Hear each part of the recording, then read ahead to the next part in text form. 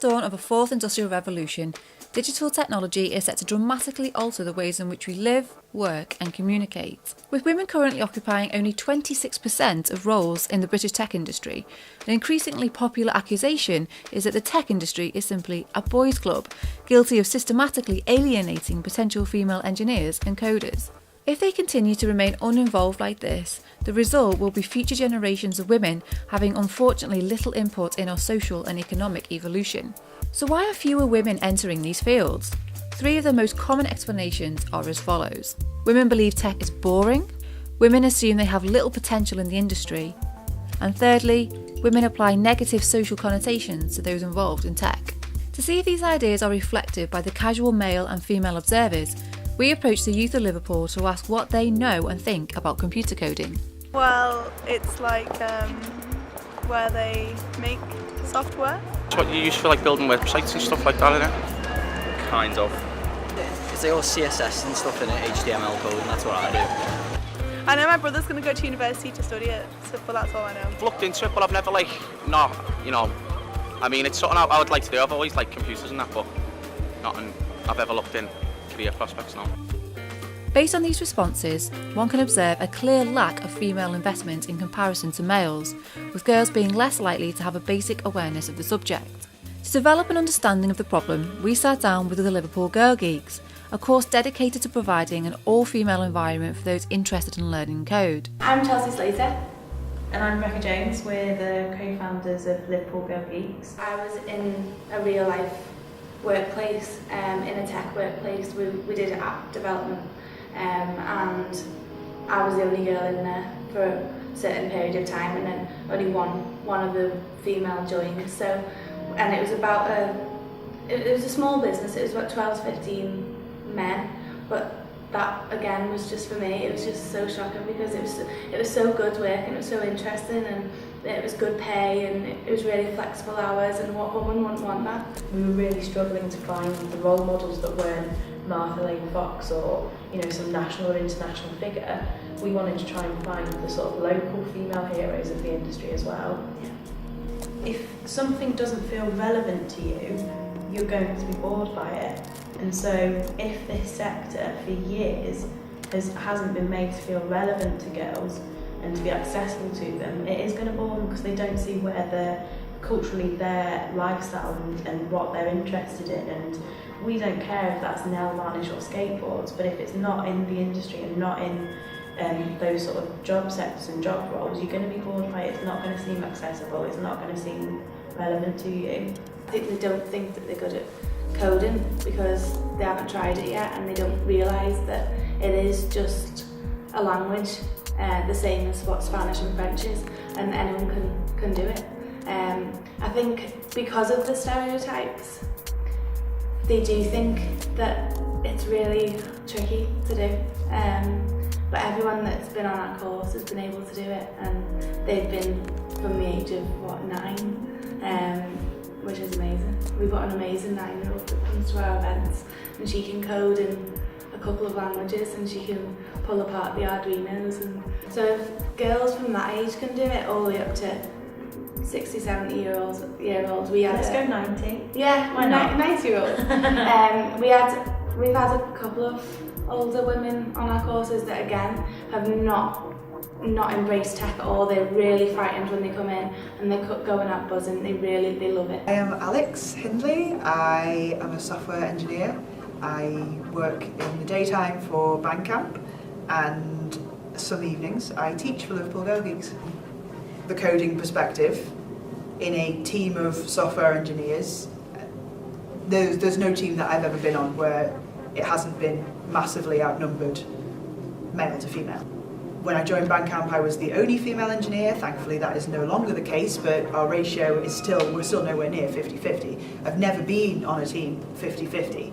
Initially, when I first was coding as a teenager, it was the feeling of creating something out of nothing. It was the feeling of, I wrote, a few lines of code in a text file, saved it, put it on the internet, and people can go and see my website now. I wrote this from scratch.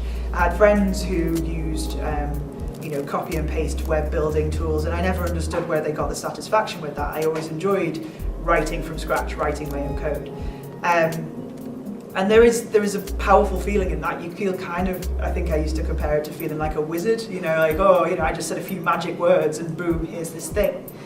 And, you know, also I enjoy the problem solving element of it. You know, I explain to my students when they get a bit disheartened if something doesn't work the first time, that it practically never does work the first time. You have to be into the trial and error, the problem solving, the constant debugging and figuring out, you know, this should work, why doesn't this work? Ooh, and then just going backwards and forwards like that, and the payoff when it does work, you have to enjoy that as well.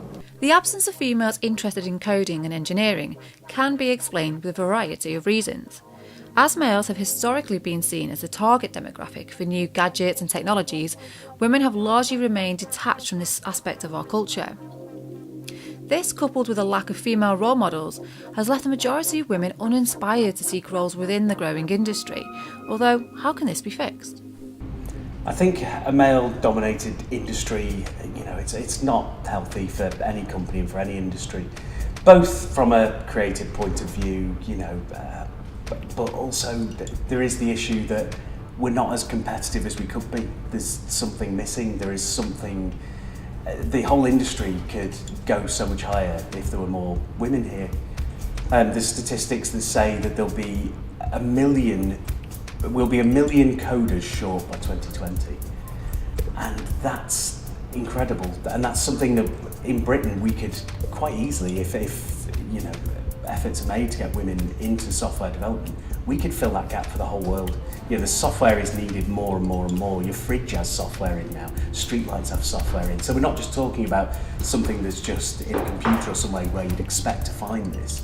You'll find it in cars, you'll find it everywhere. And as the need for software development grows, and as the places where software turns up widens, we need more and more women in this industry. And it is great that the curriculum in Britain, we are leading the world by getting 5-year-olds to code, which is just something that blows my mind. That's incredible. And you know, I can barely write my own name at 5, so that amazes me that you'll have children writing lines of code. But obviously the fruits of that won't be born for another 20 years before we see that generation growing up and that generation actually being in the workplace. So there's something that needs to be done right now. So many students don't realise where technology could take them. They don't realise that technology powers so much of what they love. There was one event we did at the Studio School here in Liverpool where we were making an app with the students there from scratch, incredible project. And one or two people seemed a bit disinterested, and we'd say, okay, are you not interested in technology? No, it has no interest in it at all. So you're not interested in software, you're not interested in design, no interest, no. Okay, are you on Instagram? Oh yeah. Are you on Facebook? Yeah. What about Twitter? Yeah. Well, you do have an interest. You know, you'll have watched films that will have CGI in, you will have played video games. You do have an interest. It's just that you don't make that connection between the technical and the scientific and the creative and the social, and that's a big thing that I think that connection has to be made in education. Yeah, from my point of view, I think a really important thing is just for the tech industry to acknowledge it has a problem, and particularly for men to acknowledge there is a problem. It doesn't mean that they suffer from that problem. Just because you live in Telford, not Tokyo, doesn't mean you can deny earthquakes exist. You might not have experienced it yourself, but there's enough people out there saying, no, there's a problem, that you have to acknowledge that problem exists. And I think that is particularly true of the tech industry at the moment, with things like Gamergate and all this sort of thing. Are giving a terrible impression that there's this whole army of men out there who don't want women involved in their cosy little world. And that's something that really troubles me, that there aren't men who just stand up and go, okay, I don't necessarily know the answer, I'm not necessarily the cause of it, but until somebody like myself acknowledges it, then this problem will continue. And I think that's something that the industry as a whole, and particularly the men in it, need to just stand up and go, there is a problem in the tech industry. And it might not be easily solved, it may not even be up to the industry itself to solve it, but they've got to help whoever, whatever schemes there are out there that are trying to change that balance.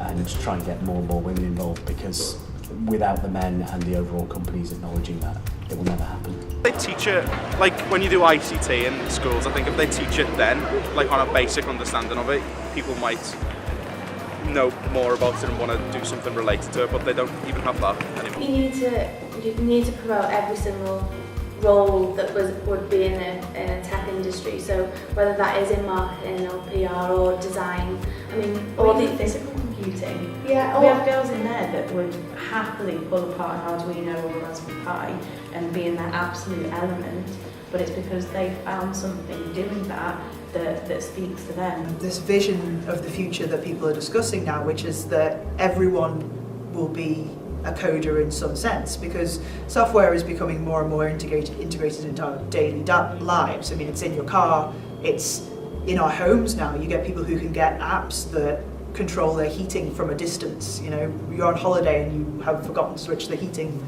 off, you can do it with an app. You know, if we're going to be surrounded by technology like that, then I feel like it's anti-democratic if we're not able to at least control some facets of that ourselves, or at least understand how it works. And then it's even worse if not only is it only a small group of society who know how this stuff works, but also that small group is made up of only one kind of person. That's deeply unfair. So with the direction that society is heading in, yeah, it's very important that people of all races, genders, whatever other thing we use to divide us, learn to code in some small sense. But in terms of, do girls not realise that? I don't know. I mean, is it their job to realise that on their own, or is it, you know, the job of educators and parents and role models within society to make sure that they know? I really enjoy it. It's a very satisfying career. It's a career that, despite all the economic difficulties that we've had recently, is very robust. There's still a lot of jobs going. It's economically rewarding, and that's empowering in a way. I mean, it's crass, but it's true. And yeah, in terms of job satisfaction, I've never had a job as rewarding. If you're in the right company that gives you the chance to independently work on something and take ownership of a project, then it's fantastic, it's great. And it is creative, and it is, you know, it's interesting, it is.